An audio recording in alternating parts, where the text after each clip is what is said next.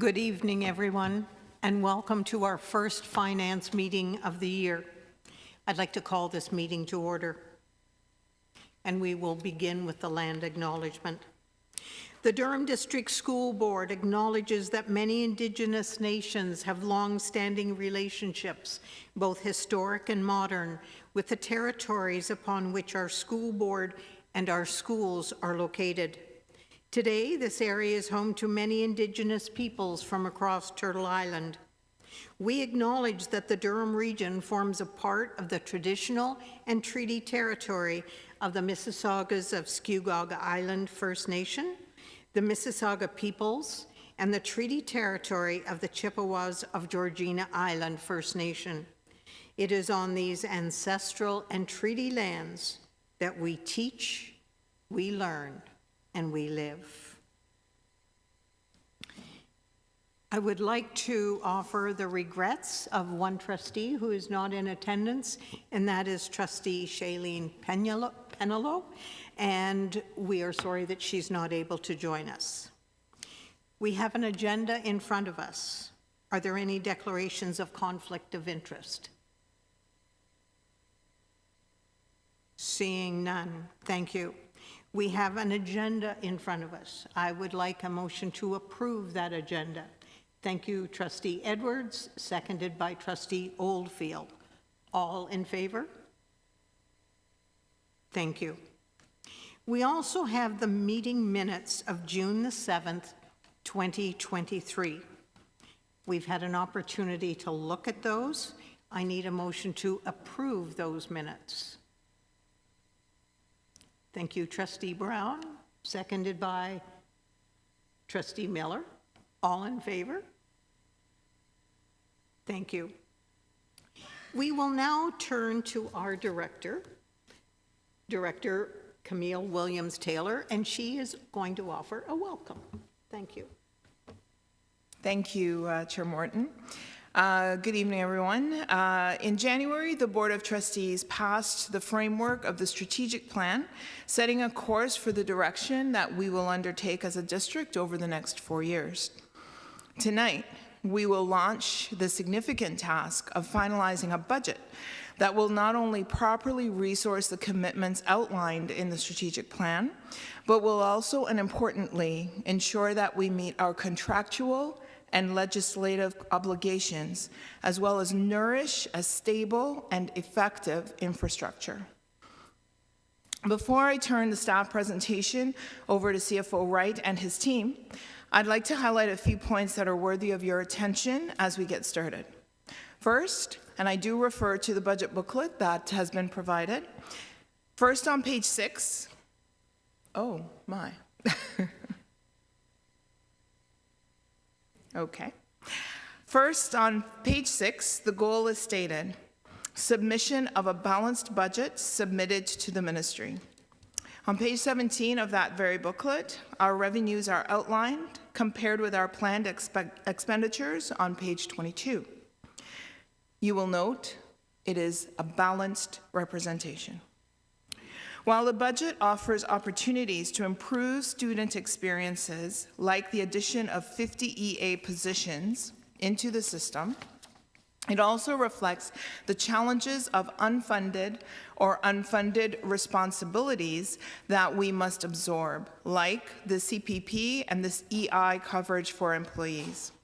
It is also important to clarify that the last few pages of the budget package outlines the responsive education programs, previously referred to as PPF grants, that have not yet been confirmed in full. Some lines have been funded for many years, like the Focus on Youth, giving us reason to be cautiously optimistic that such programs might continue. Other lines have been confirmed to be discontinued, like the de-streaming coaches funding. All this to say that this is an area where there remains some ambiguity. These programs will be only planned for when funding has been confirmed. Our district is fortunate to be in a growth position. Our enrollment is projected to continue to grow into the foreseeable future. While this growth increases our revenues, it also exacerbates pressures both on our capital and our operational resources, requiring us to be prudent and balanced in the proposed budget that you see before you this evening. Lastly, I want to take the opportunity to recognize the leadership, foresight, and wisdom of the finance team, along with the collaboration of all the members of the senior team and system leads, both corporate and academic. The development of this budget is more than an accounting exercise. The teams have worked together to explore the narratives of the programs, initiatives, approaches, people, and material resources to understand needs and impacts, especially as they're measured against our strategic directions. Additionally, the team considered emerging and collected data and feedback that has been cataloged over recent times that speak to experiences or drivers that call for resource considerations. Some of the data reflects trends and matrix. Others are of the observations and conversations collected through deliberate consultation exercises, as in the strategic plan consultation, or incidentally through engagements with students, families, community partners, or staff.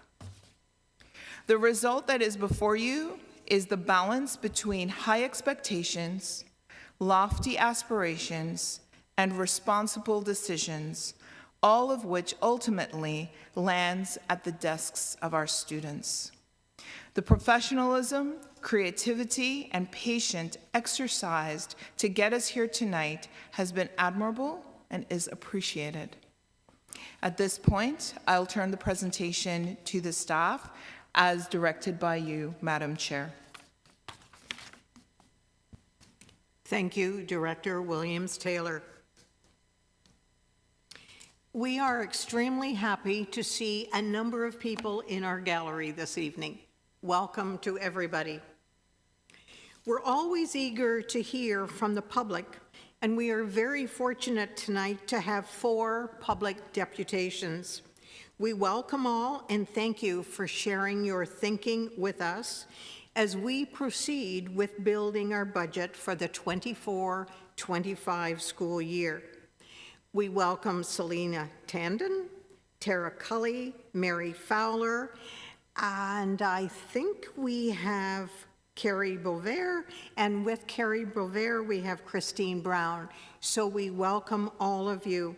And we also thank you in advance to limiting your presentations to 5 minutes. Thank you for that consideration. So we'll begin with a parent, Selena. You may come forward.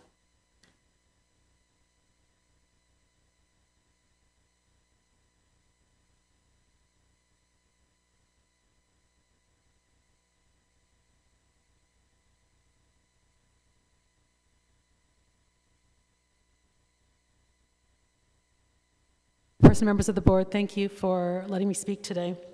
My name is Selena Tundon. My pronouns are she, her. And I'm here today to speak to you about how inadequate funding is resulting in increasing violence towards students. I'm advocating for increasing funding for special education staffing and equity department staffing, and will speak to you today about how the gaps in these funding models impact students who are already underserved by the education system. I stand here today as a parent, an advocate, and as a teacher myself in a neighboring board. I work in YRDSB, and I've worked across all elementary grades as a CERT, as an MLL teacher, and as an equity consultant. My opinions here today are informed by my experience as a teacher and as a parent. I'm the parent of 2 wonderful humans. My eldest child is a grade 3 student at a school in the North area. He's a lovely child. He's the type of student that teachers enjoy teaching. He follows rules, he does his work, and he's respectful to others. He's also a bit different than his peers. He's the only racialized student in his class and one of a handful in his school. He is the tallest kid and stands out for that. He also doesn't exhibit hyper-masculine traits of aggression and competition like so many of his male peers in the North, which is, not uncommon. My child has multiple intersecting identities, and as a result, this makes him more vulnerable to violence and racism. And as a result of this, he's too often a victim of violence. Over the past 2 years, my child has experienced continuous violence and physical harm from a classmate. He's a child who has an IEP and a safety plan, but lacks the necessary support for himself and his classmates' safety from his escalations. When I've spoken to my child's principal over the past 2 years, noting the absence of appropriate staffing resources, especially during those unstructured and less supervised times, like recesses and lunch, I'm told time and time again that there is no budget for increasing staffing. Sometimes this refers to the lack of budget for EA staffing, and other times this refers to the lack of lunchtime supervisors who don't want to work for minimum wage for an hour. The lack of funding resulting in inadequate staffing has prevented the necessary interventions that could have mitigated the numerous violent incidents enacted by my child's classmate. In the last 6 weeks, my child has been hit in the eye by this child, and 2 weeks prior, he was punched in the back. In both cases, it was during unstructured time, and had an EA been present, they would have been able to prevent the injury by noticing the escalation in the mood and preventing the classmate from hurting my child. The lack of funding for special education means that children with safety plans do not receive the support they need to manage their behavior, resulting in harm to themselves and others. This is not just about one child's behavior, it's about the systemic failure to provide the necessary resources to ensure the safety and well-being of all students and staff. My child has also been subjected to numerous racial slurs multiple times this year, including by the classmate that I've introduced you to. He has been called the N-word by 3 different students. He is 9 years old. No child, especially one who is as young as him, no child at all should be subjected to this disgusting and violent slur in a school where the student body is predominantly white and the staffing is exclusively white. Wilder's experiences highlight a critical need for itinerant staffing to support staff in a comprehensive and responsive equity training. Currently, the DDSB's equity department has 2 staff members, while boards with comparable student populations, though much less racially diverse, have larger equity staffing. Halton District School Board, for example, has 10 staff, and Thames Valley has 5. These boards recognize the importance of investing in equity and have allocated resources accordingly. If the DDSB wants to support students affected by racism and other forms of hate in meaningful ways, then DDSB must prioritize funding for trauma-informed training to address the rising incidence of racism and ensure a safe and inclusive environment for all students. While not a panacea to racial violence, an appropriately funded equity department would enable the hiring of staff who can thus provide ongoing training and support to schools and students, including northern schools who are early in their equity journey and need support creating culturally responsive and affirming practices, mitigating racial trauma, and fostering a more racially and culturally inclusive school environment. Furthermore, I urge the board to consider allowing the reallocation of unused funds from other departments towards staffing for equity and special education demands to support student safety. Issues of equity and special education intersect with nearly every aspect of our school system. And having the ability to redirect resources as they are available to where they are most needed is crucial. Without safety, learning is an impossible obstacle, and gaps between the privileged and the underserved widen. My child's experiences are a stark reminder of the real physical harm and racial trauma that many students face due to the lack of adequate funding and support. This is not just about individual incidents. This is about creating a systemic change to ensure the safety, well-being, and future of all of our children. Because while I'm here today to tell you about what my child has been experiencing, and talking to parents as a teacher myself, a teacher who works in equity, I can assure you that these incidents are happening in every school, and it is up to the leadership of the DDSB to do all that it can to prevent them from happening. Thank you for your time. Thank you, Selena.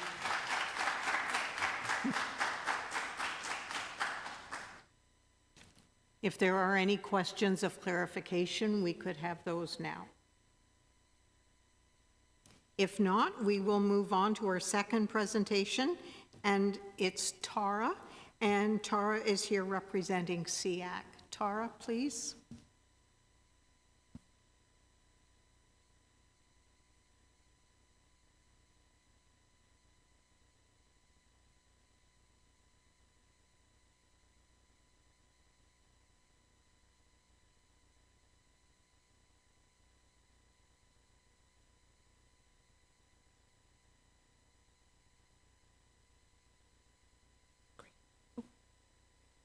Good evening, everyone. Thank you for allowing me to speak tonight. My name is Tara Cully. I'm actually the Durham Down Syndrome Association rep on our Special Education Advisory Committee, or SEAC. I'm also the vice chair, so thank you for allowing me to speak with you today. I had a presentation here. I have to push the button. Aha. All students can succeed. This is our guiding principle. The Education Act on Special Education Regulations made under that act require school boards to provide exceptional pupils with special education programs and services that are appropriate in highlighting their strengths and support for their needs. Oh, do I need to get closer? Thank you.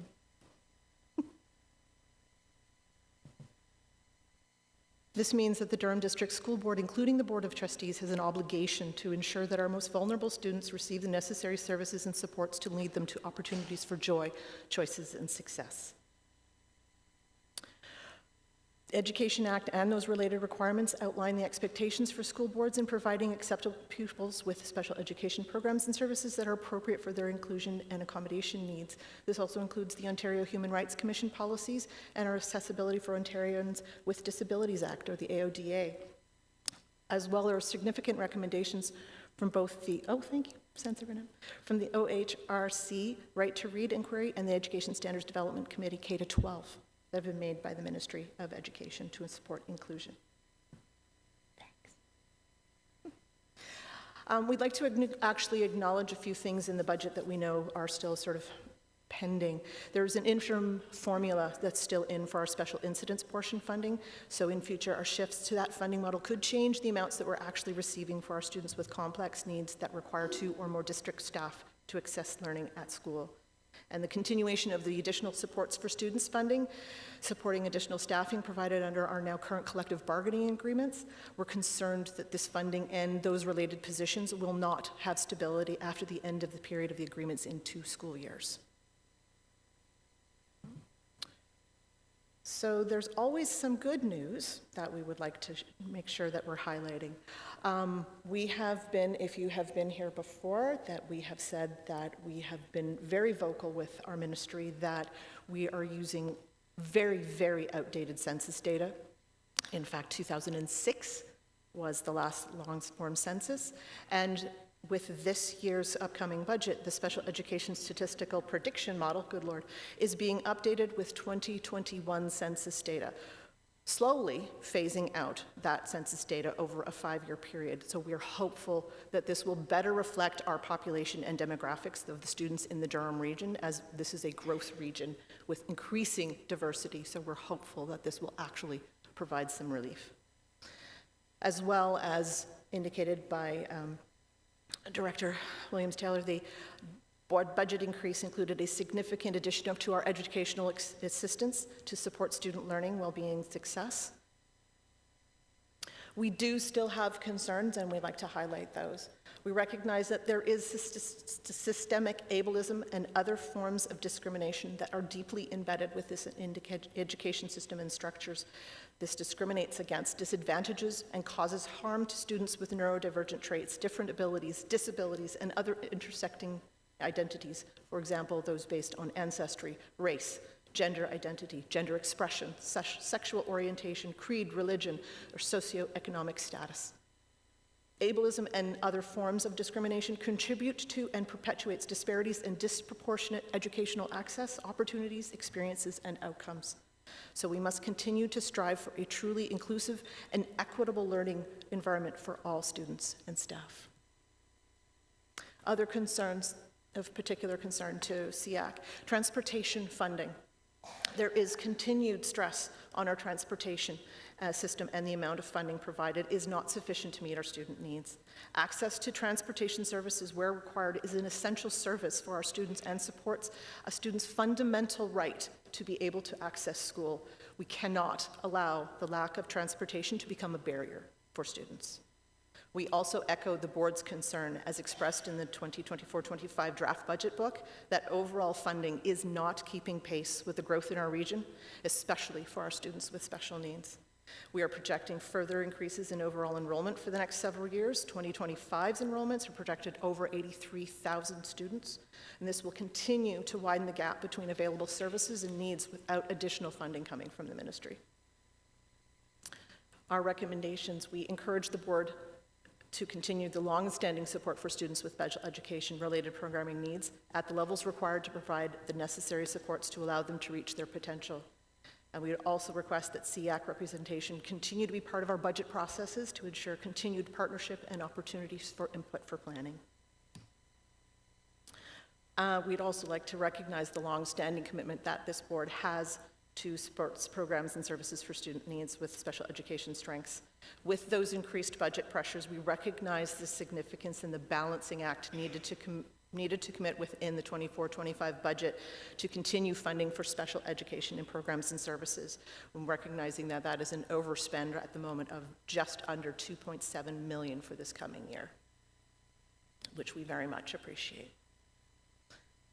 Our commitments will be, and we continue to do, we will advise and make recommendations to the Board of the Trustees on any matters affecting programming and services for exceptional students.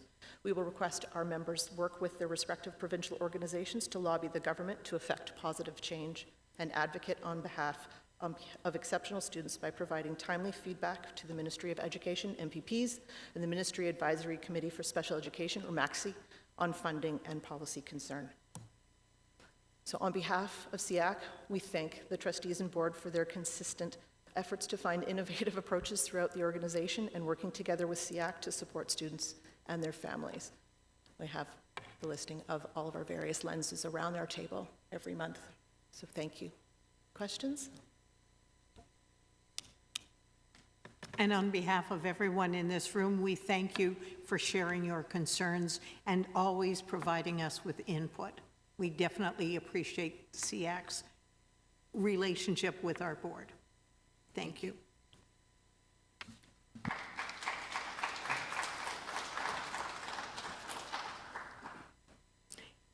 And I see Mary Fowler of the Elementary Teachers Federation of Ontario. Mary is next. Thank you, Mary.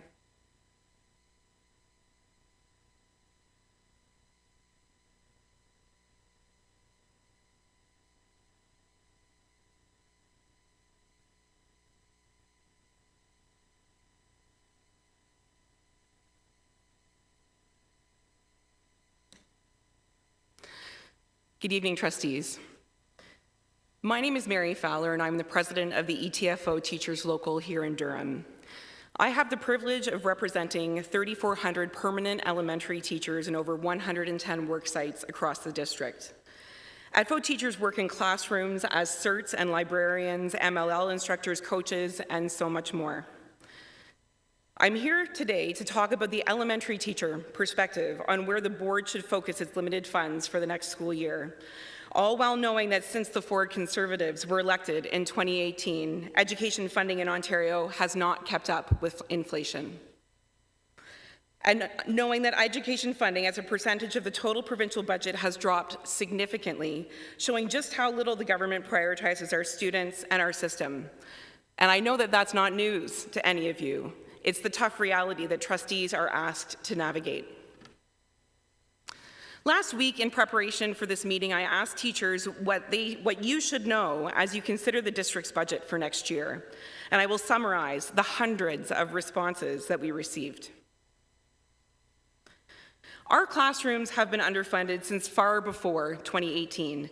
Many teachers spoke about classroom budgets for consumables, sometimes as low as $150 for everything that you need in a class for an entire year. Pencils, paint, STEM resources, Kleenexes for 30+ kids. Our members care deeply about the well-being of their students. Many teachers are concerned about the increasing need for mental health supports for students. Our kids are struggling, and those supports are just not there, even with any minimal increases the government claims to have made. And still, more teachers commented on the lack of supports for kids who are struggling.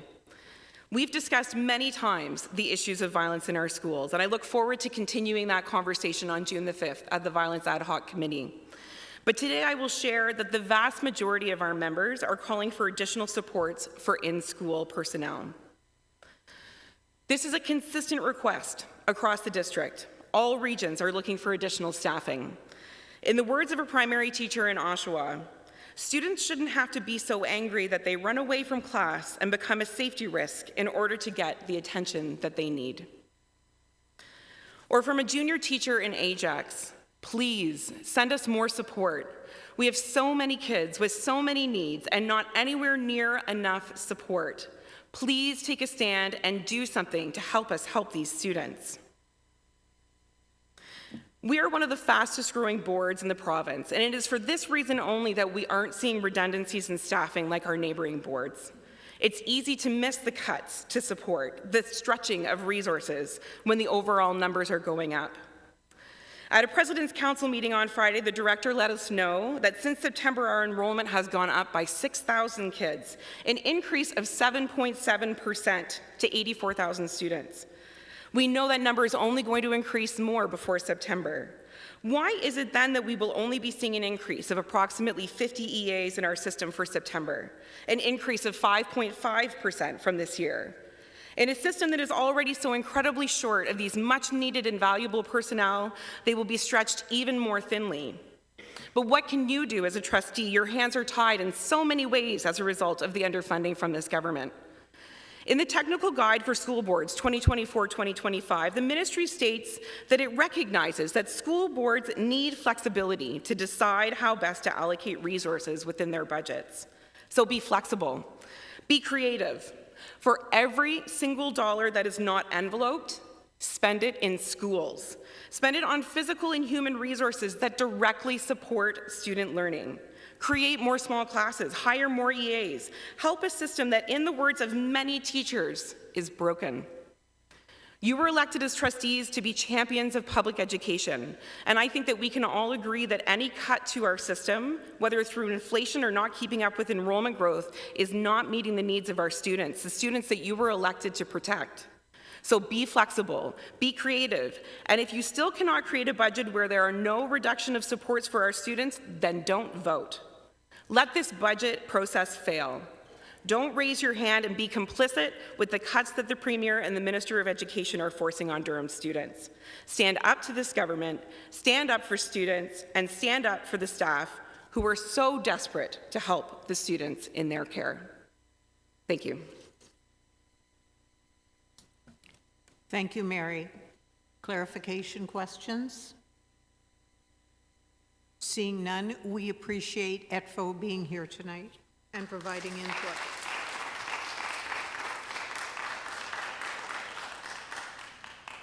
Now we'll move to Carrie Bovair and Christine Brown. Thank you for being here representing CUPE.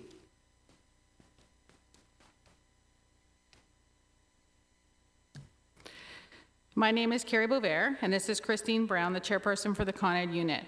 I've been an educational assistant since 2001, and currently I'm the vice president of CUPE Local 218. Thank you for having us here before the Education Finance Committee of the Durham District School Board to provide our deputation. I want to begin by recognizing that the board has indicated to CUPE that they plan on increasing staffing in some classifications, notably educational assistants. CUPE education workers provide vital services to students, and increasing staffing is beneficial to the students the DDSB supports, as well as ensuring safe working conditions for all. With that being said, we also need to address the fact that some education workers are being cut. Layoff notices have already been issued to workers in the Care for Newcomer Children program. As things stand right now, 5 education worker members of CUPE Local 218 who deliver the Care for Newcomer Children program are set to lose their jobs. This is devastating for the many new residents of Durham who rely on their services and for the workers who love and know the importance of the jobs they do. Today I want to tell you why I think this is happening to them and how we can still prevent the loss of these jobs and services. As many may know, members of this bargaining unit recently received a pay equity settlement that increased their wages. They also saw an additional wage increase with the Bill 124 remedy. The board says that together, this has led to a revenue shortfall. Meanwhile, federal funding for the Care for Newcomer Children program was unfortunately cut, with the board receiving $82,352 less than it did the previous year. Following the well-deserved wage increases and the admittedly unfortunate federal funding cut, the board has made a decision which is both harmful and necessary. I'd like to stress this is a decision and one that can be reversed. The DDSB has made the devastating decision to cut critical jobs and services. The decision appears to be made as a result of the strides this unit, a primarily female-dominated unit, has made to try to address the gender wage gap. The DDSB has made the devastating decision to make workers pay for winning a remedy after having their constitutionally protected collective bargaining rights violated. This board can choose another course and reverse this devastating decision. They have other sources of revenue that can ensure that these workers keep their jobs and that newcomers to Durham continue to have access to these important services. I call for the DDSB alongside the trustees to join us in calling on the federal government to ensure additional funding to make up for the cut. Until such a time that the federal government provides the funding, I urge the DDSB to utilize other sources of revenue to fund the vital service and save these jobs. These workers deserve this. Durham newcomers deserve this. It's time to do the right thing. And now I'm going to pass it to Christine, who's going to say a few words. Thank you for allowing us the opportunity to speak tonight. Funding cuts to our CNC program not only affect the CNC team, but it ultimately impacts the eligible parents that access our settlement services. By decreasing our funding, we will not be able to provide as many services that are currently available. To date, our program supports 69 families. Most of the CNC team were once newcomers themselves, and this parallel assists them in their work. Working in these fields opened their eyes to the importance of holistic development of children. Children learn their best through play in their early stages of life. Our CNC staff range from having 6 years experience with the program and up to 24 years. They're the most dedicated and supportive childcare providers that I've had the privilege of working with for the past 24 years. Their commitment to a program that initially paid them about $10 an hour less than the other organization only proves their passion and dedication for providing a quality program for immigrant and refugee children. Our Care for Newcomer Children program focuses on helping young immigrant children develop school readiness tools they need to succeed before heading to Canadian schooling. Developing these school readiness skills help prepare children for optimal learning throughout their educational journey. This goes beyond academic learning. Immigrant and refugee children need support, encouragement, and guidance at a young age to assist them in possessing certain emotional skills and to be prepared to socialize and play with the broad range of children with different backgrounds. And our programs and staff foster and support this development from 6 months to 4 years. Without our CNC programs and staff, young immigrant children will not be provided with the essential skills for success. CNC staff play a critical role in preparing children for kindergarten by helping them develop important social, emotional, and learning skills. Thank you for your time and your consideration. We also want to thank you for your time, for being present, and for sharing that input. That's a valuable message. Any questions, clarification? Seeing none, thank you.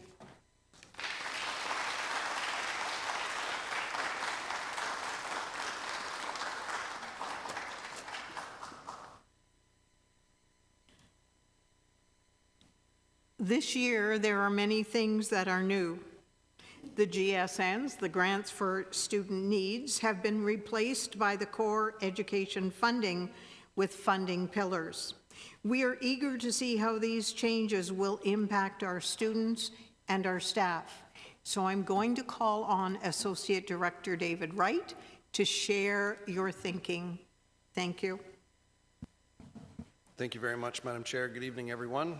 Through you, really pleased to be here this evening, joined by members of the Finance, Facility Services, and Senior teams to present the draft 2024-2025 budget. I'd like to start by thanking those that are joining us this evening to speak about your priorities. I think you'll see that some of the views expressed or shared priorities have been included in the draft budget. We'll certainly take note of everything shared this evening for consideration. There are a few high-level themes or narratives that you'll hear about this evening. We are a rapidly growing district. We are investing significantly in capital infrastructure, and we are focusing resources on the classroom in order to support all students. We have noticed a few small errors within the budget book that has been circulated. Apologies for that. They will be corrected in the next version. So if you have noted any, you win. All the numbers should be correct, but a few of the descriptions do have discrepancies. So they will be corrected in the next version. We are bringing forward a draft balanced budget for your questions and consideration as part of our annual fiscal cycle and in line with provincial legislation. The budget process began early in this calendar year, confirming enrollment projections for the coming school year to support staffing and the associated physical accommodations required at schools. On April 26th, the provincial education grants were released to the sector with a number of changes from previous years. The changes represented the first significant modernization of education grant funding in 25 years. Moving forward, the grants package will include core education funding, which replaces the former grants for student needs, and responsive education funding, which replaces the former partnerships and priorities grants. The draft budget book presented this evening is compliant in respect to the items highlighted on pages 6 and 7 of your draft budget book. Overall, operating and capital revenues equal overall operating and capital expenditures, respectively. Our enrollment estimates and classroom organizations meet all mandated class size averages and other parameters. All of the maximum and minimum enveloping requirements within core education funding have been met, and all capital budget restrictions have been complied with. The budget before you this evening is a positive story in many respects, but was not brought together in the absence of challenge. There are areas of our operations that require spend that are either not funded or not funded sufficiently. The list included on page 9 of your draft budget book is by no means exhaustive, but rather highlights a few of areas of note where this is the case. Lidge is going to speak to you shortly about the state of our enrollment and our available school capacity, and Melissa is going to speak with you a bit later about the capital projects currently underway. So I will mention only at a high level that the growth we are experiencing as a district continues to put pressure on available space, temporary accommodations, and related resources. Though inflationary pressures from commodity price increases have slowed, there are costs that have continued to increase in excess of and outside of ministry funding, the most puzzling of which must be CPP and EI increases. The ministry is well aware of the impact increased CPP and EI rates have on large employers, such as our board. They have acknowledged the issue and have done nothing about it. For perspective, in the coming year alone, we anticipate an increase in statutory benefit obligations related to CPP and EI of over $2 million with no associated increase in funding. Technology is another area where funding is not keeping pace with costs. In a world that is moving towards softwares, service, and subscription models, where licensing fees are increasing up to 10% per year, we are saddled with funding benchmarks that have essentially been flat for the last 15 years. Andrea is going to speak to you in a short while about special education. DDSB has an excellent reputation of providing a very broad spectrum of programming and resources to ensure all students are supported, and this remains a priority area of focus for the board. Unfortunately, funding for special education programs has never met actual demand. And the last area of challenge I will highlight for you is education development charges. As you will recall seeing in the recently passed EDC bylaw and associated background study, the limitation on allowable EDCs is driving a growing deficit that, if left unchecked, is projected to grow to just under $300 million over the next 5 years and to almost $600 million over the course of the 15-year background study. So with that, I will ask Lydia to speak to the enrollment section. Thank you, Associate Director Wright. Through you, Madam Chair. No surprise, the region is growing. Part of our growth is a direct result of new residential development in the Durham region, as well as people moving into resale homes within the area because they're affordably priced. As a result, we are seeing a significant noticeable growth at both the elementary and the secondary level. In 23-24, our current year, we certainly noticed that that growth continued to increase at both elementary and secondary. We anticipate that that will also be happening in 24-25, and we can see that through the ongoing registrations. I'll draw your attention to the table on page 15 of the budget book, where we're looking at the red numbers, which reflect the shortfall in available space in our system, growing to 6,215 spaces that we're short by in 24-25. And we project that outward 5 years to continue to increase to 7,544 at the elementary. And at the secondary, slightly smaller shortfall of 602 spaces in 5 years. We've included in this all of the construction that has been approved by the province and the schools that we anticipate opening come September, next year, and the following year. Despite that, what we will see is that we intend to continue to utilize portables to address our growing student body.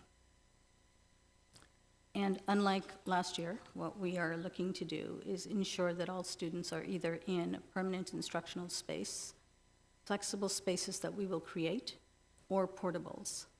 We are working diligently in the facilities area to ensure that alternative spaces such as libraries and multipurpose rooms are used as a very last resort.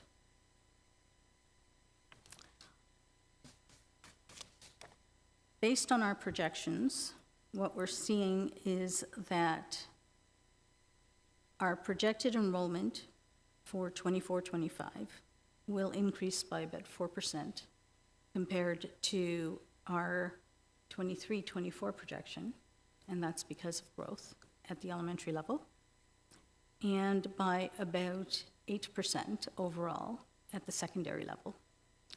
The secondary growth can be attributed not only to students moving into the area into new residential development, but also the larger grade 8 cohort that is leaving our elementary system in at the end of 23-24 and moving into grade 9 in 24-25. And I'll just leave it at that for now.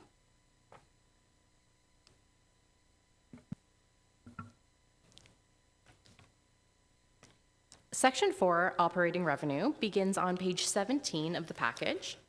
For the 2024-2025 school year, the Ministry of Education restructured the Grants for Student Needs, or the GSN funding model, into core education funding.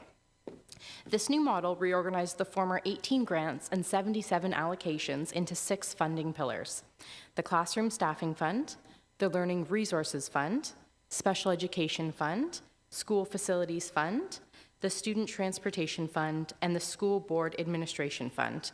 And these allocations are summarized on pages 17 and 18 of your package. As you can see on page 18, for the 24-25 school year, there were a number of benchmark changes, including salary benchmarks. As previously mentioned, the Priorities and Partnerships Funding, or the PPF grants, have been renamed Responsive Education Programs, or REP grants. The Professional Assessments REP grant has been transferred into the core funding model for 2024-25. Pages 43 to 45 of the package summarize these grants and that have been announced to date for the 2024-25 compared to prior year. So this only includes the grants that have been announced at this time, and there are likely more that will be received throughout the year. We will include an updated REP grant summary as part of our 2024-25 Q2 report. So at that time, we'll announce everything up to that time. Also included on page 18 are some grants that have been discontinued, including the Safe and Clean Schools Supplement and the One-Time Realignment Mitigation Fund. Pages 19 and 20 provide a line-by-line detail of operating revenue. And beginning on page 21 are details regarding the change in revenue compared to the 23-24 revised estimate budget. Overall enrollment has increased by over 3,000 FTE, which generated $32.4 million in revenue. Changes to the core funding formulas generated an additional $2 million in revenue. So as previously mentioned, the Professional Assessments REP was transferred to the core ed funding. And 24-25 is the first year of a 5-year phase-in of the 2021 Statistics Canada census updates. In addition, the special equipment amount has been replaced with the specialized equipment allocation, and so we receive more funding from the base and per pupil amount. However, less items are eligible for the claim-based component.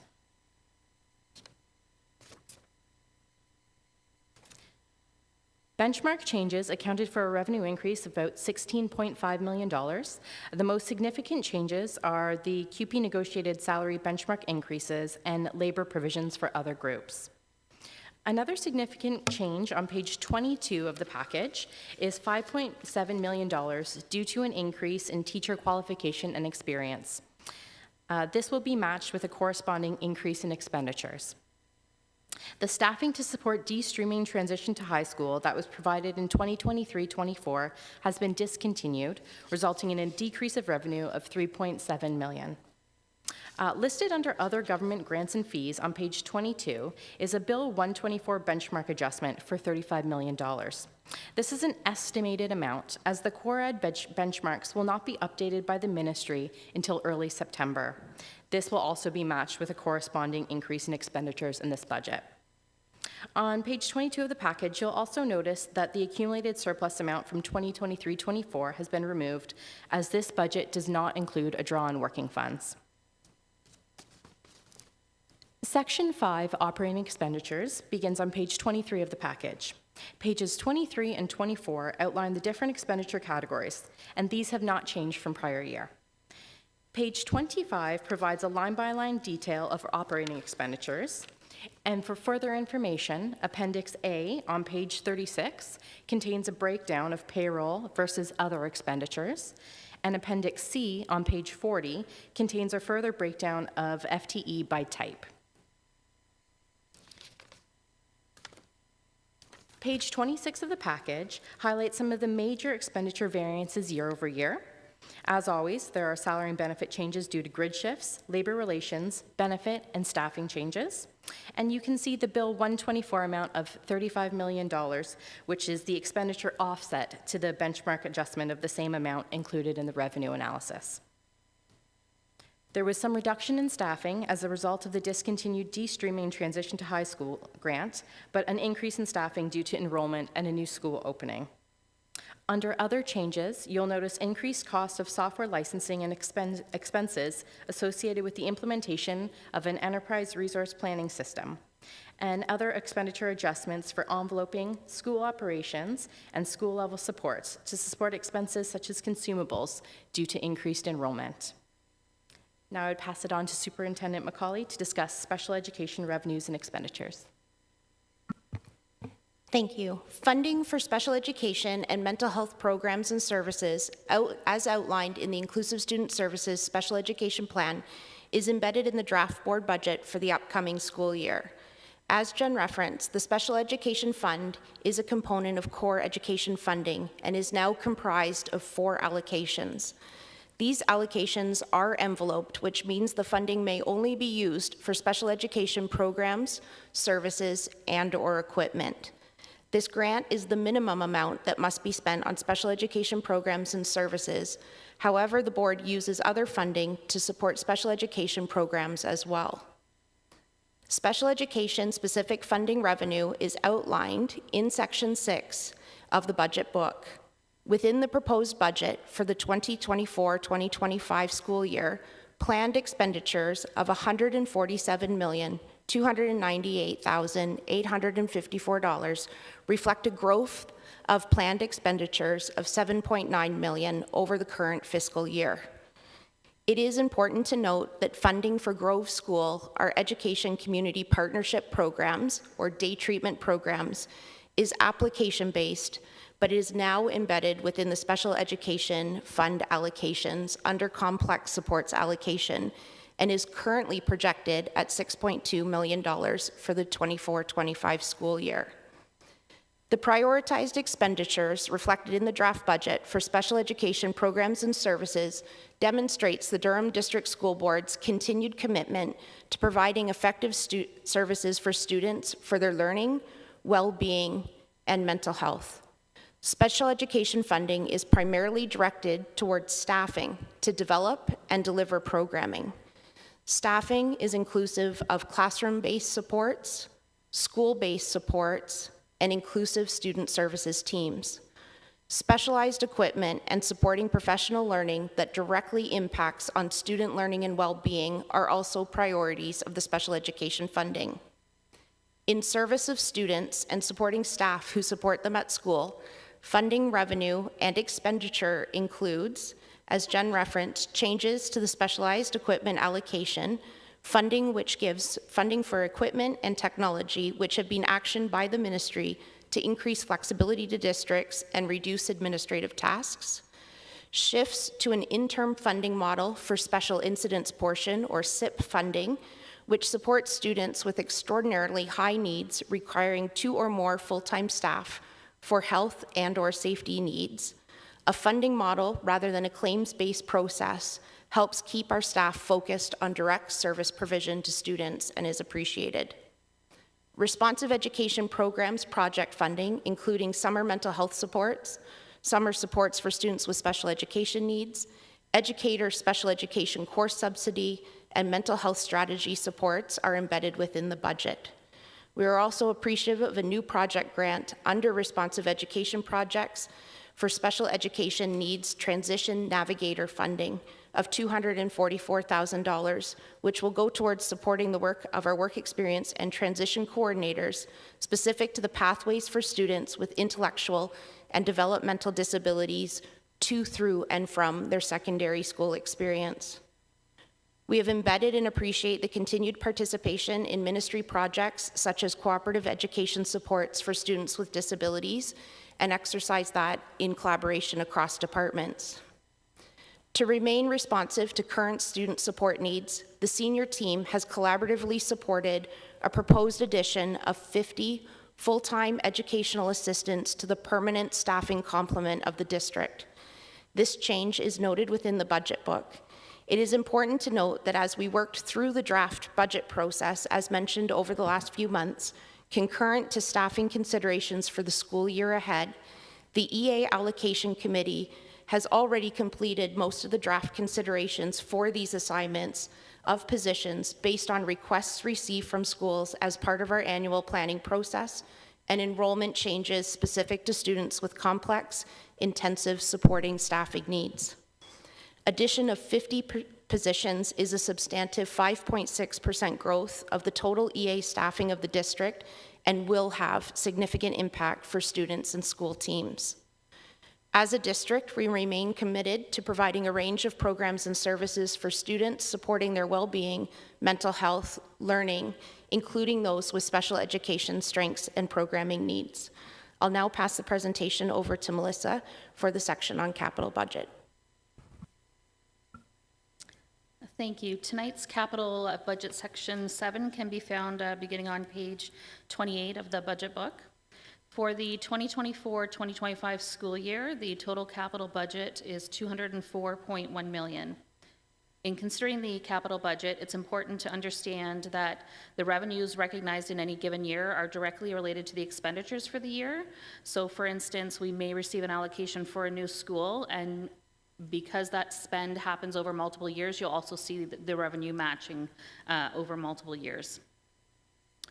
There are 3 main sources of capital funding for the board: the education development charges, ministry grants, and proceeds of disposition. The education development charges come from fees that are imposed on building permits within the district.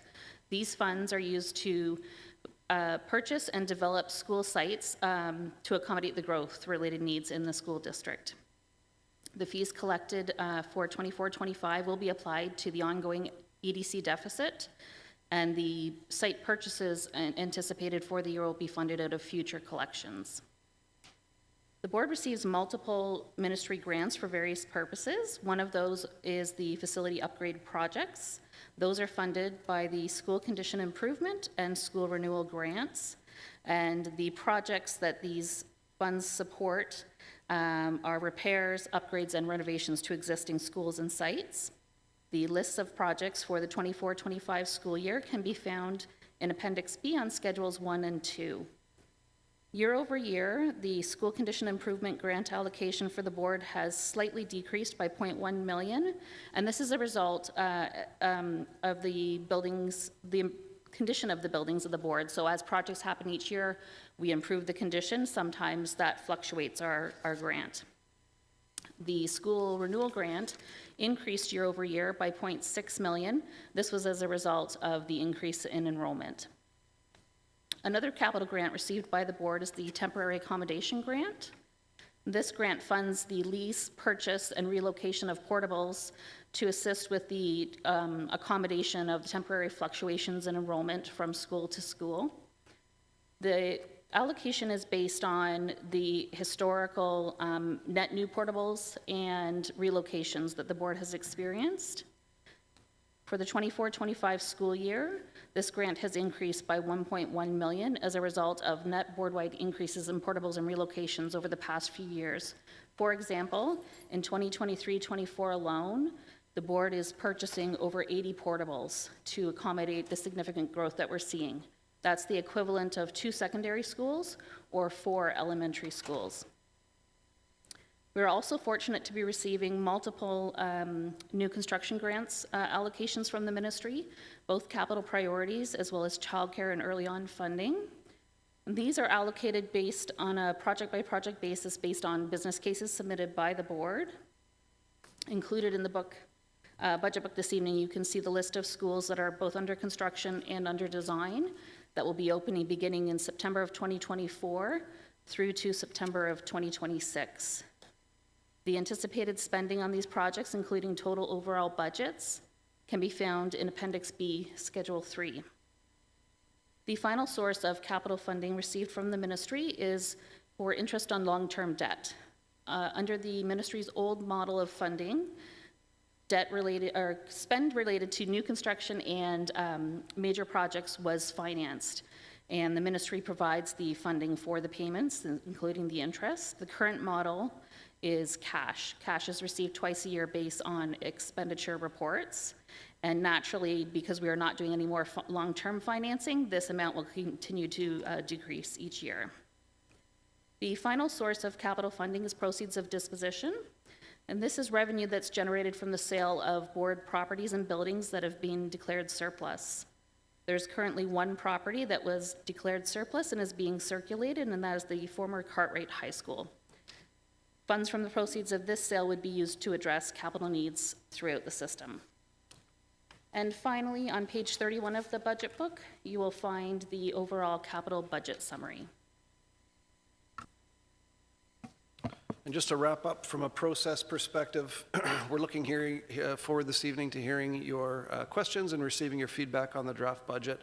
And from here, we will meet again on June 5th, where we will seek a recommendation from this committee to the board for approval of the budget on June 15th. The ministry does require a compliant budget to be submitted by June the 30th. And so, subject to any questions through you, Madam Chair, that is our presentation. Thank you. Thank you to all for your presentations. Opening it up now for questions, and we will go to Trustee Oldfield.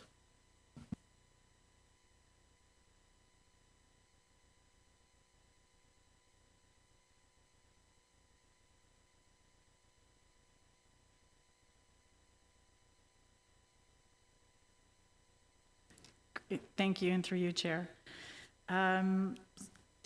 So I'm looking at the document, and I've listened to the presentations this evening, and I don't see, specifically, I'm going to ask this question to start. I have a number of questions, though, just be forewarned, I have a number. I don't see anything in the document that shows the cuts or the layoffs or the cuts to the CNC program. So first, I'd like to ask, where would that show up? And secondly, if it's not in this document, I'd ask what other cuts to programs or staff are happening that are not shown in the budget document. Through you, Madam Chair. Thank you for the question, Trustee Oldfield. The program, the Care for Newcomer Children program, is not included in this budget package because it is a third-party grant fund, so we don't go to that level of detail in this book. I will pass it over to Superintendent Mundy for a little bit of background on this specific situation before we get to your Part B. Thank you, and through you, Chair. The funding for continuing education is done through funders, so there's a number of different funders, including federal, and as was mentioned in the presentation, there was a decrease in the funding, which directly results in reviewing the continuing education programming. And so as they looked at that programming, and specifically a lot of it is tied to the funders, which is outside of this budget that you're approving tonight, because it's all done through requests for the funders and applications, et cetera. So that program runs separately from the budget that you're approving this evening.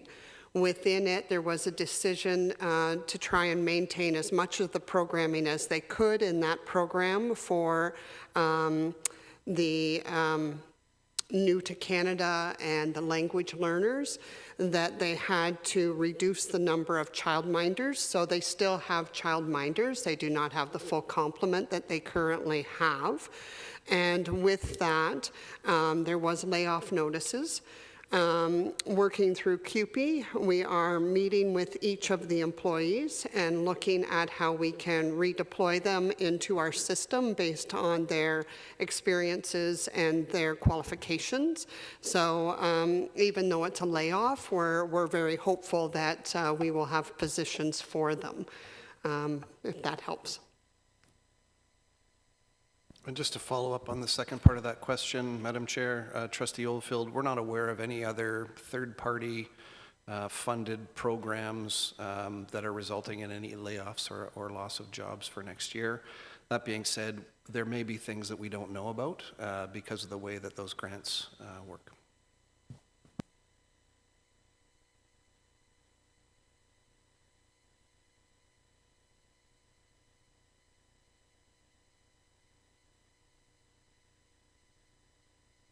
Trustee Oldfield?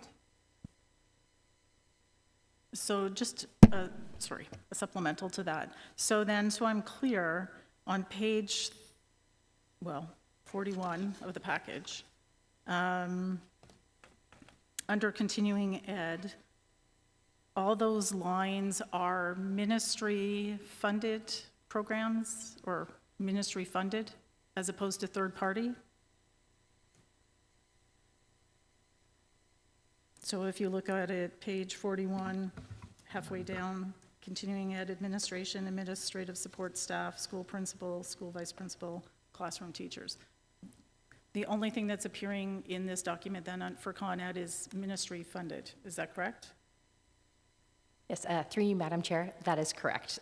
Funded by the core education funding grants that we just went over, as well as there are a few identified individually on the revenue schedule. If you look on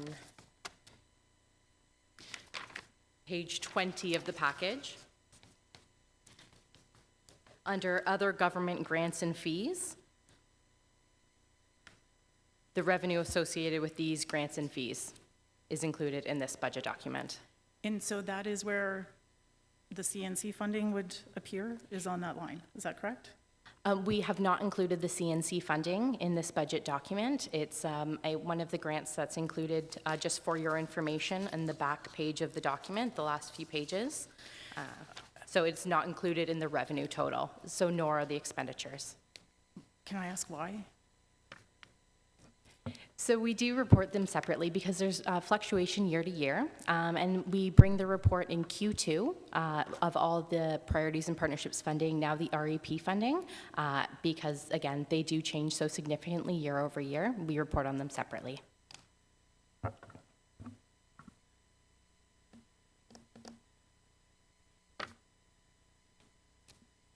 Trustee Oldfield, do you mind if we go to Trustee Cunningham for the next question? And Emma Cunningham, who is attending virtually, you're on. Thank you. Thank you, and through you, Chair. I am thrilled to see the increase in special education classes, but I believe we do need to further increase the number of both small class placements and single student EAs, as we have heard tonight, but also from many in our district.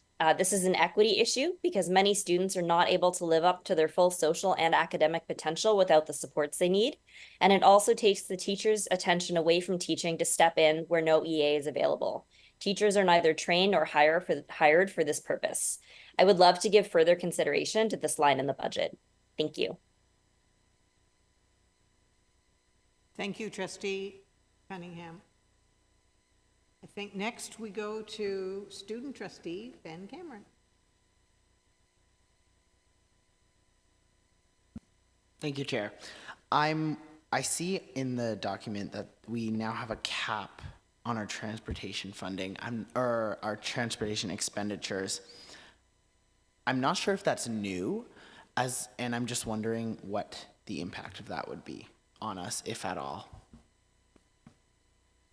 Through you, Madam Chair, the ministry in the change to their funding model has placed a 5% cap on spending in certain areas, including transportation. We budget fairly close to our expense for transportation, and so I don't anticipate this will have any impact on us.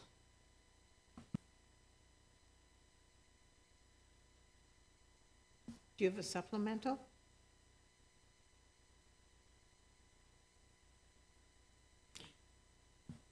Then we'll go to Trustee Stephen Linton. Thank you, and through you, Chair. So I also have a few questions, so I'll do them section by section. Going back and forth and taking into consideration the director's comments around the multi-year strategic plan and it being reflective, the budget being reflective of the comments and the engagement strategy, which was the voice of our residents and students and others. But as we also heard today, there are challenges in terms of supporting some of our racialized students in terms of equity, and I'm not sure where in the budget I am seeing that in terms of, one, where it lies, like where those positions are, and then I think I heard a stat today just from the presentation around 2 equity advisors for DDSB, but when you look across comparable schools, Halton District School Board, which has 170 elementary schools, 16 secondary schools, has a superintendent, system principal, 4 instructional program leaders, 4 graduation coaches, 2 which are ministry funded. When you look at Simcoe County, 112 schools, a superintendent, system principal, 7 facilitators, 5 graduation coaches, social worker, Hamilton Wentworth, superintendent of equity, system principal, 3.5 consultants, social worker, racialized social worker, and a Two-Spirit LGBTQIA social worker. So looking at our size and those schools, hearing 2 in comparison to 10 in some cases, just trying to work out where in the budget we're looking at decreasing that gap, and again, just, you know, addressing the concern that was raised in the presentation. Through you, Madam Chair. So we are increasing the size of our equity department by 1 for next year in this proposed budget by adding a facilitator. The equity department isn't split up to that level, so it is hard to find, but on page 41 of the budget package, coordinators and consultants section, facilitators, one of the increases is in the equity department. Trustee Linton, appreciate the jurisdictional scan that you've done.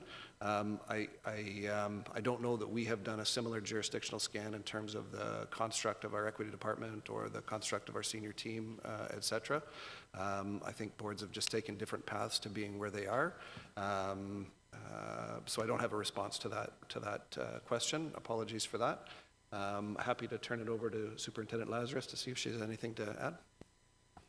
So if we use the same data that you've used with graduation coaches and facilitators and principals, central principals and superintendents, we would have 7 in our board.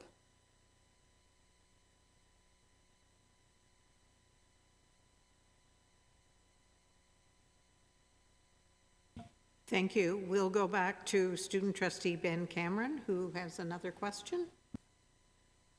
Thank you, Chair. I was looking at, in the technical paper, funding for Indigenous grad coaches, which I know the ministry gives to, I think the ministry gives to certain boards and not others. I'm just wondering if we could confirm that we don't get the funding, and also maybe that we don't have any Indigenous grad coaches right now. So I can confirm that the ministry does fund Indigenous grad coaches for some school boards, that the ministry does not fund Indigenous grad coaches for our school boards. My guess is that it is boards with either high census status information indicating a high proportion of Indigenous students or self-ID data. I'm not sure which one, or a combination of both. I don't believe that we do staff Indigenous grad coach positions at DDSB. Thank you. Moving to trustee Donna Edwards. Thank you, and I have significant, I have some questions as far as is concerned. One of the things I'm kind of missing is around some of the data around exceptionalities on our population of service. But I know that with the number of comments that we have received both on SEAC as well as through our community, that I look at the increase of the expertise amount for ABA experience amount and also ABA training has not really increased significantly. Most of their benchmarks or their base marks that they provided is maybe a 2% increase, which nowhere covers the cost. And so I'm just wondering, as far as facilitators, because I thought I saw a decrease somewhere in the staffing, particularly on as far as facilitators were concerned, as well as special education resource teachers. We're not decreasing schools, we're increasing schools, and I just wanted to know what we look overall as far as that's concerned, because we have and as well as safe school programs costs, I think we're eliminating 2, which I think that when it comes to dealing with some of the incidents that we have, we're eliminating 2. We're also eliminating, where is it? I applaud the 50. I have a question about where those 50 may be allocated specifically around the START team and the art team, and and the traditional the coordinator, but there was where is it? And a youth work of -1 as well. And the fact that in the number of incidents within the class and the supports that are needed by our students, because the unavailability of supports within our community, that things like the youth worker losing even 1, considering what I've heard is that, what's happening and why even losing 1 is a significant issue to supporting our students who have additional needs.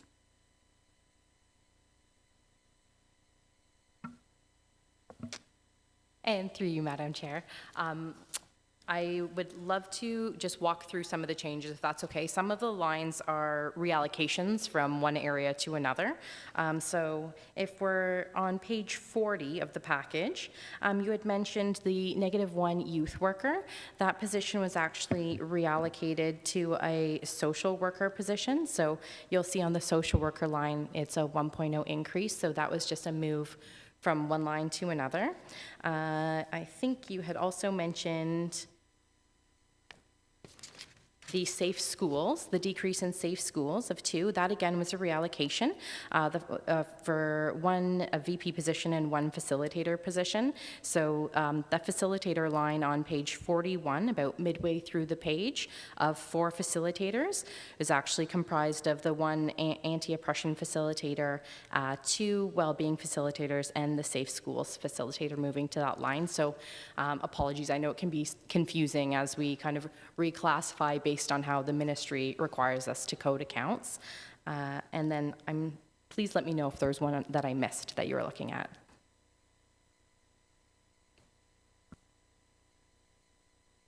Thank you, and we will now move to Trustee Oldfield. We'll come back.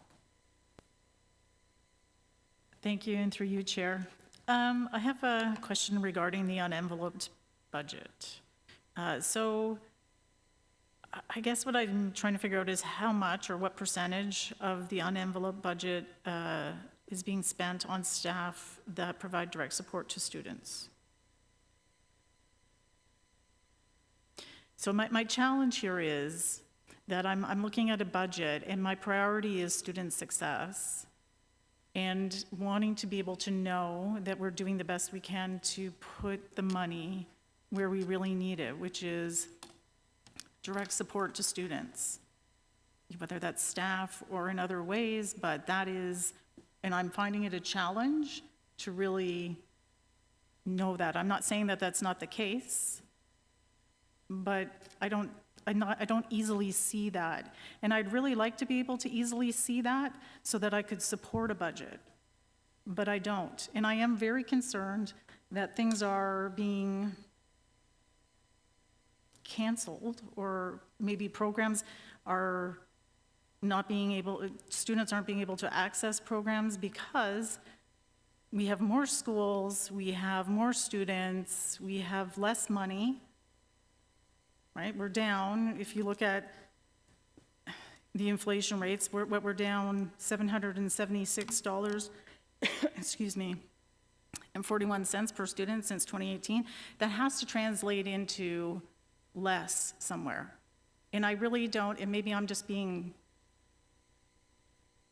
math isn't my strong suit necessarily, but I don't know how we could continue to provide everything that we need to be providing, and then in addition, the additional supports that we so desperately need post-COVID.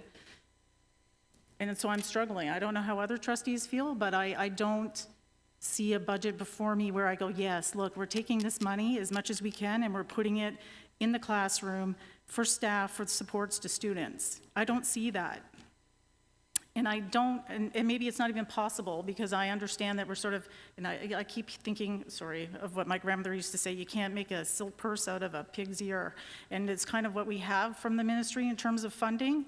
But even with that, maybe we don't get a silk purse, but I'd like to do the best we can, and I really don't feel like I can do that looking at this. And it's no disrespect or slight to staff, because this is your forte. You are numbers people. I am not. But I am committed to making sure that we do a budget that provides the most to our students so that we can have successful students. Through you, Madam Chair, really appreciate the sentiment, Trustee Oldfield. There is nothing clear about school board budgeting, so the fact that you can't look and pick out unenveloped funding isn't your shortcoming. It just doesn't seem to be the way that we're funded, nor the way that we allocate budget, nor the way we operate. So it's not easy to pick out. If you take a look on page 36, you'll see that our sum operating funding is just over $1 billion, $1,016,788,000. You'll see that $862.2 million is focused on schools and instruction. You'll see that $30 million is focused on transportation. You'll see that $92 million is to be spent in school operations and maintenance. There is little flexibility in the big picture of where we spend our funding, but the great bulk of our funding is spent on schools operations. So I would love to be able to say, this is the sum non-enveloped funding, and this is the percentage we're spending directly in schools. I'm not sure that I can undertake that on the fly this evening, and I'm not sure how long it would take me to do that after this meeting. Thank you. Trustee Oldfield, do you mind if we come back to you, or do you have supplemental? I'm sorry? Go ahead. Thank you, and I appreciate that you might not be able to do that on the fly, but I'm asking, is it doable for us to be able to have that information, for us to be able to look at it in a way that is meaningful for us as trustees to be able to make the decisions that we need to make? And I know it's a lot of work, and it may not be the way we always do it, but sometimes we shouldn't do things the way we always do it, right? Sometimes we need to do things differently so that we make good decisions, and even if we have to make a decision that we're not comfortable with, at least we know that we made the decision based on knowing the information. So if it's possible, I would greatly appreciate it. Thank you. Happy to give that a little bit of thought. I think the terminology might need to change. I don't think we're really, excuse me, I'm not trying to put words in your mouth. I don't think we're looking at enveloped or non-enveloped. Perhaps we're looking at discretionary or not discretionary. Funding for statutory benefits, for example, CPP and EI certainly isn't enveloped, but it isn't discretionary. I'm not sure how we do that in a meaningful way for you. But let us give that some thought. I think I understand what you're looking for, but that'll have to be a takeaway for us. Thanks. Thank you. Moving to Trustee Michelle Arsenault. Thank you. I do appreciate this budget. This is not easy by any means. I do see that we do have additional 50 additional assistants for schools, EAs for schools. I just, one, of how do we come up with just 50 when the need is so great? And out of this 50, are they permanent or are they part-time EAs?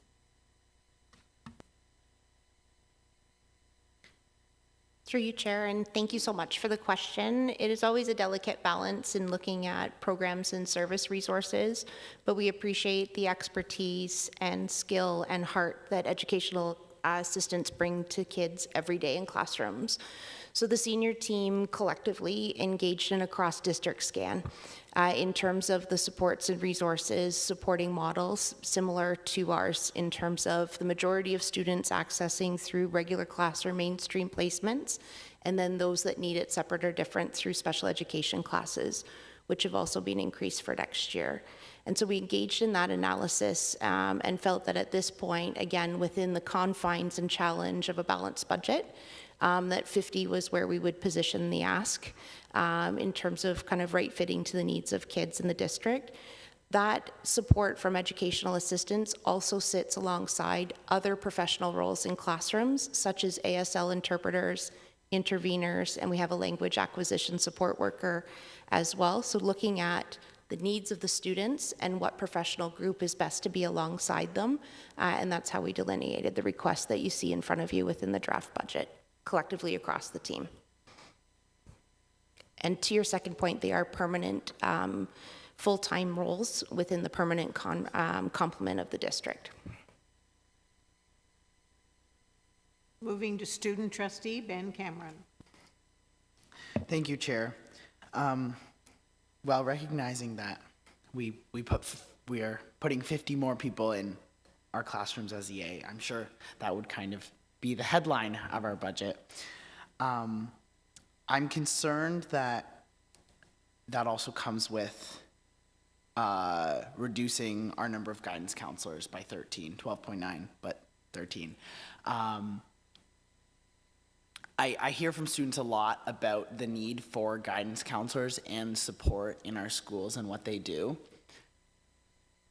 And I'm not sure that that choice was consistent with the beliefs and aspirations of our students. And as well, I'm looking at the numbers from 2022-23 going up by 23.5 FTE the next year, and then down again 13.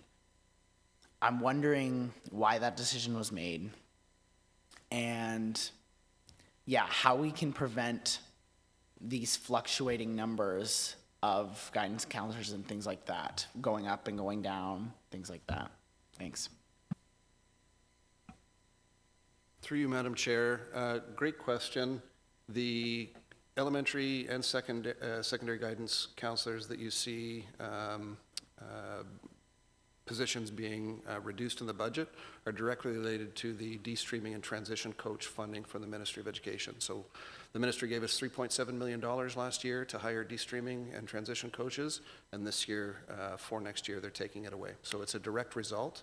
They wouldn't be your quote-unquote traditional guidance counselors that you would have had in secondary school, so there was no trade-off decision there. I completely agree with your comment about guidance counselors. In fact, I would like to see more. I would like to see them in elementary schools as well. And moving now to Trustee Edwards. Thank you. And transition coordinators you mentioned around special education were basically through the budget was identified as 2. I know that we kind of had more than 2. Has that been sort of unofficially had 2? I'm just wondering if we basically are going to be able to continue supporting our students, because that is, it's a huge need, especially when we're looking at the ministry has pushed around trades and getting, you know, people transitioned into trades earlier and so forth. And without those transition coordinators, it would be very difficult. Thank you, and through you, Chair. I appreciate the support of the work. The 2 positions currently reflected in the budget are part of our permanent staff complement and the ongoing work of the district. The reference to the transition navigators is part of a project fund or a responsive education project, and we are currently in conversations across districts and amongst our own team in terms of how we utilize those funds for additional positions and supports and services for the upcoming school year. So it is not yet reflected in the budget as a growth to that team.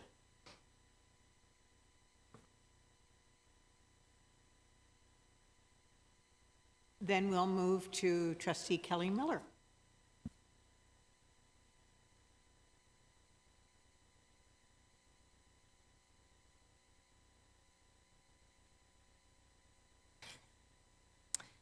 Thank you, and through your chair, looking at the complex supports allocation funds, I'm just particularly interested in going over the behavior expertise and the ABA training. Seeing that we know that there's a great demand for services in that area in our region, and also considering the outcomes for students who use those services. So those are the 2 coexisting factors, and we know that students that use those services change over time depending on the research and the evidence based for those interventions. My question is this funding that we currently have in under this supports allocation going to equitably meet the service needs for the new school year? Thank you for the question. So the funding model itself has shifted in terms of the dollars into the district and how kind of the buckets of revenue are funded. But from an expenditure and more importantly from a student experience and support perspective, those dollars go towards our interdisciplinary teams, such as the autism resource team that was mentioned earlier this evening. Our service model for a number of our regulated health professional teams, such as psych and speech, take a neuroaffirmative approach to services as well as responsive. So that means that we're looking at technology for individuals that communicate through that means. We're looking at ABA strategies and supporting educators in the classroom, and then through to specific to the funding that you mentioned, those that require that higher level of service and how we do that in district in consultation with families and caregivers, and within students, quite often their community support teams as well. So it does support an integrated approach to keeping the center student, or the student centered, sorry, for their well-being, learning, health and safety needs. But you are correct in that being a finite group of students within the district, supported by the teams associated with their schools, as well as those specialty teams that move through the district responsive to the kids' programming needs and requests from schools. Moving to Trustee Stephen Linton. Thank you, and through you, Chair. Sorry, my math sucks as well, so I had to do a quick calculation. So finishing off an earlier point, thank you, Superintendent Lazarus, for the breakdown in the numbers in terms of 7, but still doesn't seem comparable in terms of some of the other schools. Simcoe 112, 130, Hamilton 123, Bolton 135 for DDSB. So it would be great if we could get a breakdown of those positions, like where the 7 are. And then maybe this will be a question to come back here in terms of can we increase that number through this budget. But my other question was also looking at safe schools, and one of the things we've heard again from the presentation and from yourself is that we are a rapidly growing region, and this doesn't seem reflective of a rapidly growing region.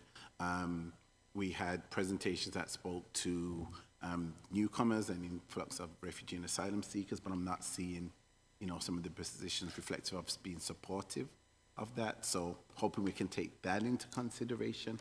Also, and maybe I'm the only one that missed it, because I heard the presentation where there is a deduction of 5 EAs, but we're adding 50. So there's 5, I don't know if I missed it, or there's 5 staff losing their jobs, but we're adding 50. So just help me out with that, please, and thank you. Through you, Madam Chair, 2 different positions, Trustee Linton. Education assistants working in schools. There's a childminder program that runs out of Con Ed for newcomer Canadians to support adults accessing school. So it's a child care program to support newcomer Canadians accessing education. That is a program that is federally funded, and the federally funded program has seen a reduction, which is resulting in the layoff of 5 individuals out of that program. As Superintendent Mundy said, we are doing our best to find a home for those 5 individuals within DDSB based on their skills and experience.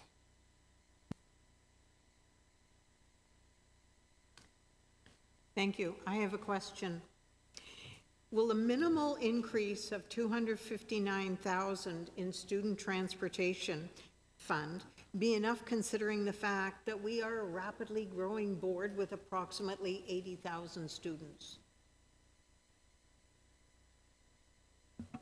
Thank you for the question, Madam Chair. Transportation funding is a little bit tricky, has become trickier. The funding actually lags a year. So we're funded for next year based on enrollment projections or routing simulation that we submitted to the ministry in February. So wouldn't we even had as up-to-date enrollment as we have now. DSTS projects routing needs and bus needs based on the best information they have at the time. So I don't know that the answer is yes or no, but I do know that they certainly run as efficiently as possible. You know that our bus routes are routed 2, 3, and 4 times depending on the run, and so trustees at DDSB have done a great amount of work adjusting bell times to make sure that we can run as efficiently as possible and operate transportation within our means. So I don't know that I have a great answer to your question. We have budgeted for the expenses to be offset by the revenue, so to run a balanced transportation operation next year. We have been fairly successful at running a balanced budget in transportation over the last few years, and so we'll continue to do our best. The Ministry of Education did make minor tweaks to the transportation funding model for next year. The big highlight was including funding of special purpose vehicles. So there are some areas in the province that rely heavily on minivans or taxis to transport students.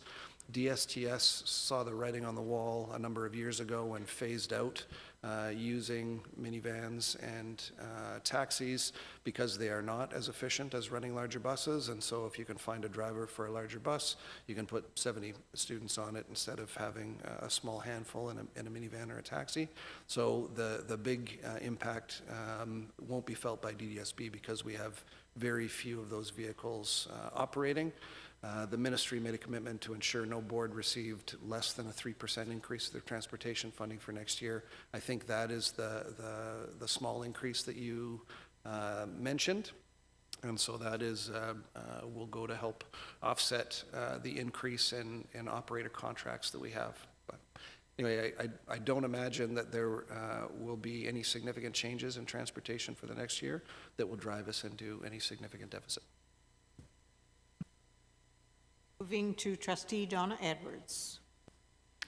Thank you. And considering one of the notes that was in the beginning about some of the challenges around basically software maintenance and costs, I know that one of the items under the professional assessment component, the funds can be spent on for purchasing or developing systems for tracking data and so forth, or wait lists.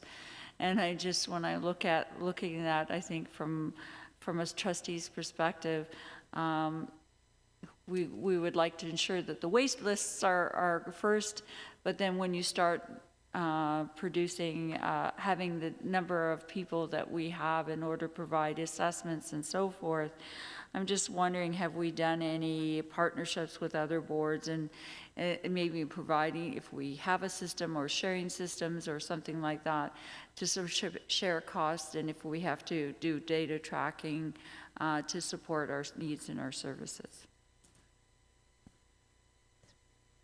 Thank you, and through you, Chair. Thank you for the question.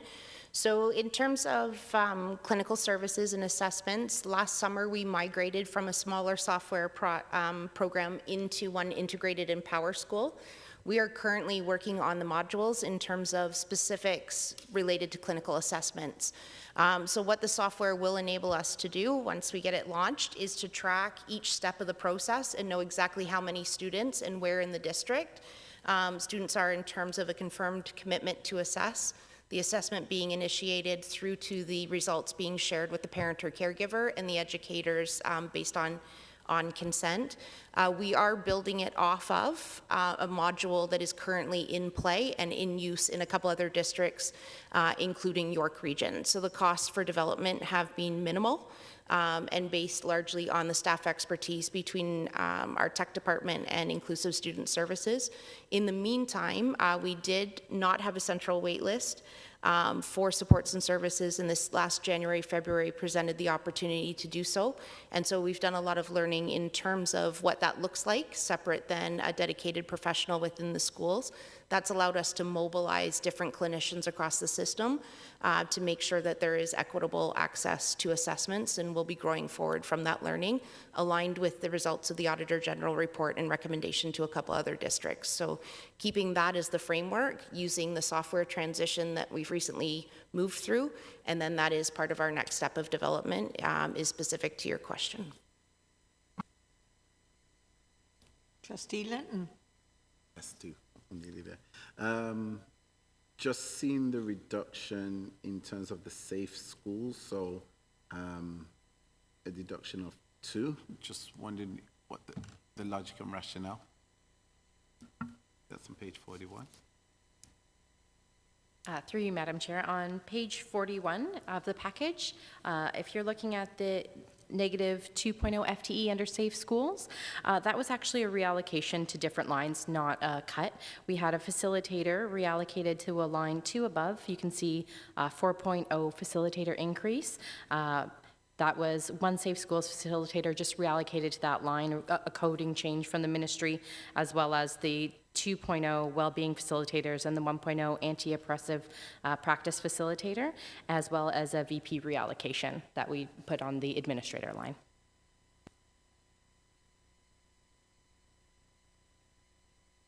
Trustee Edwards. Thank you, and I understand, you know, the back of the document is all the keep on call them PPFs, but they're not PPFs, I'm sorry. I'll get the terminology right, but anyways, responsive education programming fund collection. And many of this, some of these do come in basically maybe at the start of a year and some of them don't. But still high concerns when, again, some of the priorities are around trades and around providing supports for students, and especially for our newcomer students that are not there. And I understand one, as far as funding is concerned, is also the federal. I think that maybe it's a consideration from the board. Any federal funding that has been reduced is maybe a time for advocacy to move forward to the letters to the federal government on increasing that.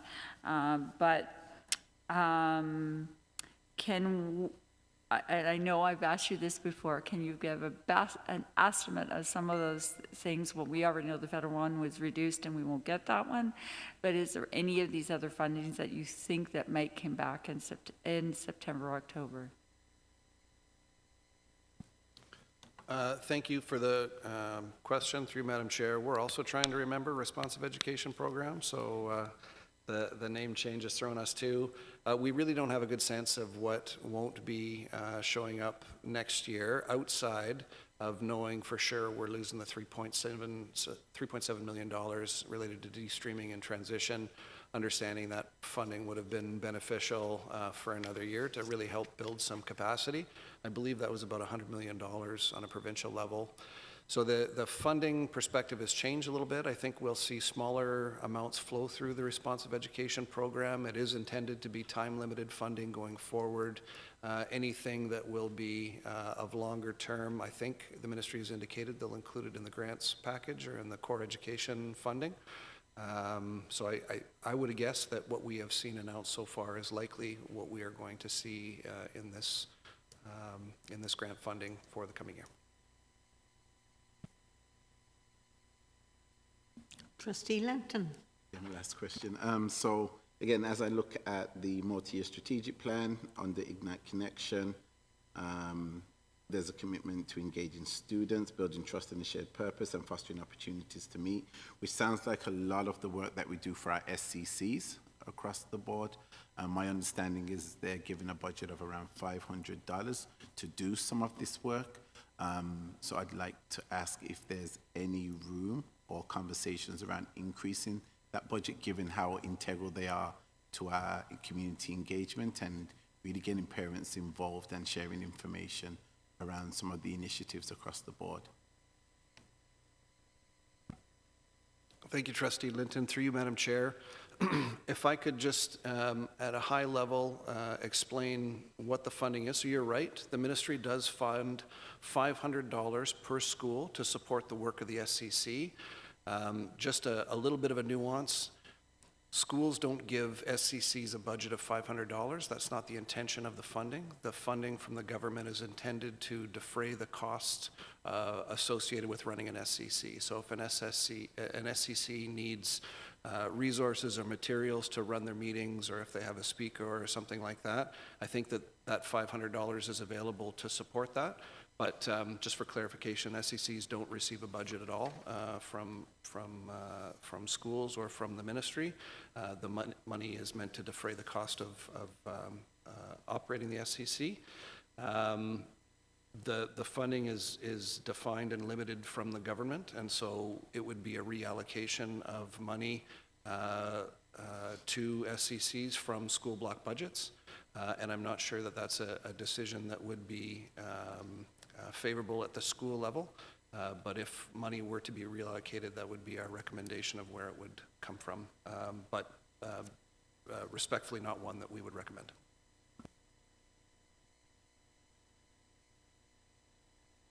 Trustee Oldfield? You look as though you have a question. It's not a question. I am just, it's sort of for me, it's a wrap-up of my thoughts on the budget at this point. So if someone wants to ask a question still, I'll wait, but I just, wanted to say a couple of things. As the chair of the Violence in Schools Ad Hoc Committee, I've heard, even in its early days, we've heard a lot from various groups. And the thing that I've taken away from that is that one of the key things that we need to be doing in order to have safe environments for our students is to have staff in the schools.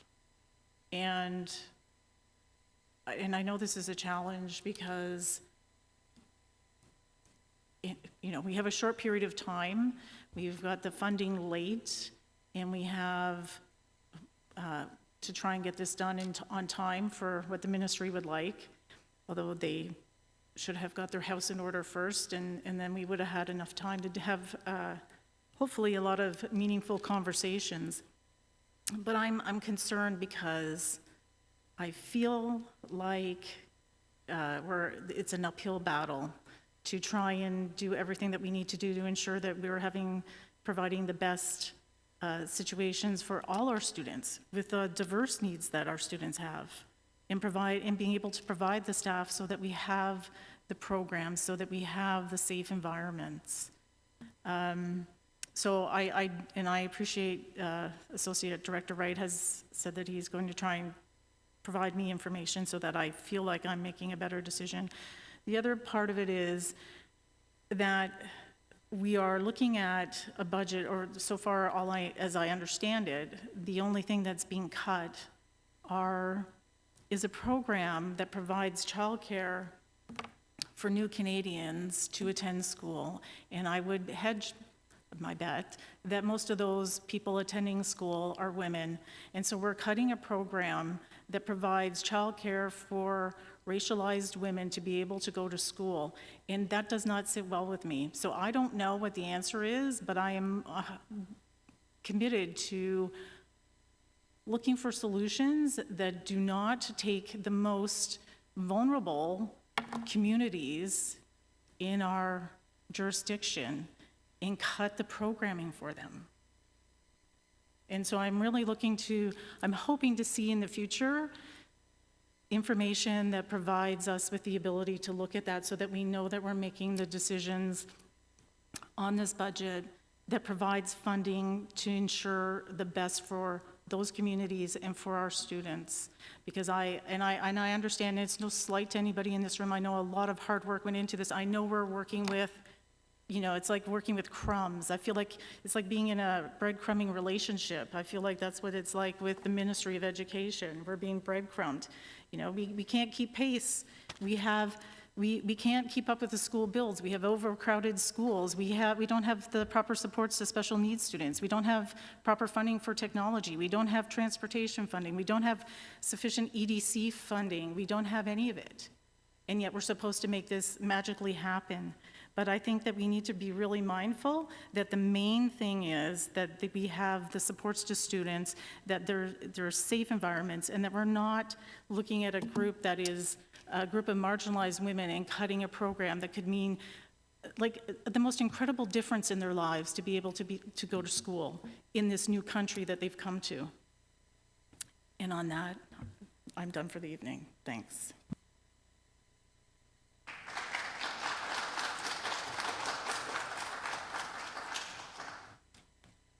I do have an additional question. We've talked about the needs of special education, and we all recognize those needs, but we've also talked about the operating expenditures and the deficit that we have. How are we covering that deficit? Where is that additional funding coming from?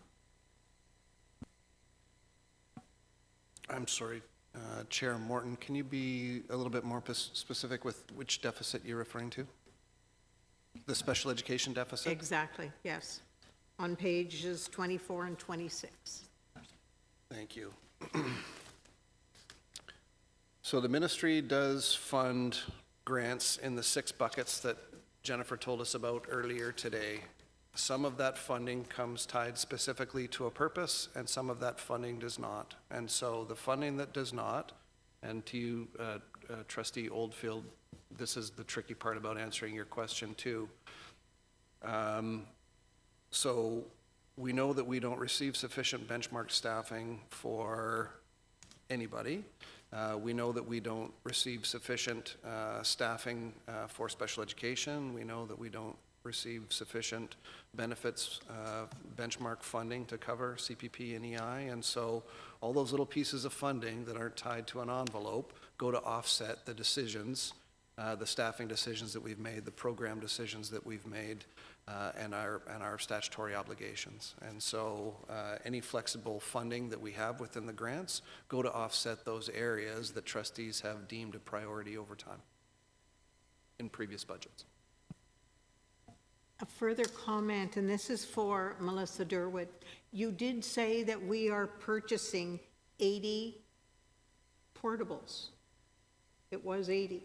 Because I'm looking back at the last couple of years, and we recognize that we've had great needs, but those portables haven't been available to us. So I'm really pleased that we're able to purchase 80 additional portables. That's awesome. We at the Durham District School Board are a rapidly growing board with total enrollment of approximately 80,000 students. It wasn't very long ago that we were 70,000 students in numbers. That puts us in a unique position where capital investment is a must, as we need to provide new schools for our growing population, and we need to meet the needs of those additional students. Are there any further comments or questions? Seeing, oh, I am sorry. Trustee Edwards. Supplemental to Chair of Finance's question. We know that we need 80 portables, but it has been an issue in the past, and I know from other boards about the actual supply of portables. Although we need 80, will we get 80? Will we be able to get the supply? Thank you for the question through Madam Chair. There's a little bit of magic mixed in with the science in terms of acquiring the portables. All credit to our facility services team, who has not only purchased new portables from more than one vendor, including new vendor/manufacturer. We've called every coterminous board, really every board on this side of the province, to see if they have any surplus portables. It appears some of the students that we're getting are leaving other districts, and so we are acquiring a number of portables from other boards. We are acquiring portables from out of province, making sure that they meet the standard when they are delivered here. So we have been historically maybe a little bit conservative in our enrollment projections, and over the last 2 years, the number of students showing up in September has proved to us that the growth really is coming, and so we were less conservative in the projections for this year, which is allowing us to get ahead a little bit more of purchasing these portables, which will come with good and bad. The reality is portables will give kids a safe place to learn, not on a stage or in a makeshift classroom, which, as Lydia mentioned, we're doing our best to avoid for next year. But portables do take up precious space on playgrounds, and so we do hope that this is a temporary situation. The ministry continues to fund capital builds for us, as we've proven through our EDC background study that we're going to need over the coming years.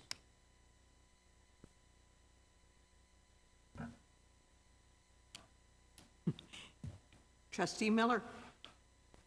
Thank you, Chair. I just wanted to thank the staff for their planning, dealing with the budget that we have. And as I sit as a SEAC member, I'm always often hearing about constant planning and revisions, changes to try to accommodate the various needs, dealing with different funding needs that we have. So I just like to especially thank the staff for the work that they're doing. Is there any further business? Seeing none, I will announce that our next meeting, it is a public meeting, and it will happen next Wednesday evening, June the 5th, and we hope to see you there. But before we adjourn, I simply want to say thank you to all parties who have contributed to this draft document. Everyone's input is greatly appreciated. We appreciate having our friends in the gallery this evening. A very special thank you to staff who have worked diligently over the last few weeks. To prepare this draft budget, we definitely understand the time pressures which you have faced during this time span, which has been a short period of time. So we want to recognize Associate Director Wright, we want to recognize Jennifer Machen, Melissa Durwood, Legia Dallop, Kristen Talbot, and of course, Andrea McCauley, who is talking about our special education needs. So thank you to all, and consider this meeting to be adjourned.